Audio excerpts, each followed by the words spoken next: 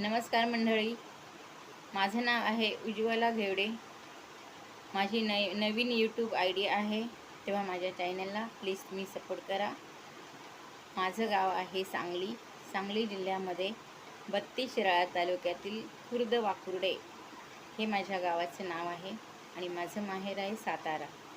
सातारा सांगलीमध्ये खटाव तालुक्यामध्ये महसूरने हे माझं माहेरचं गावाचं नाव आहे।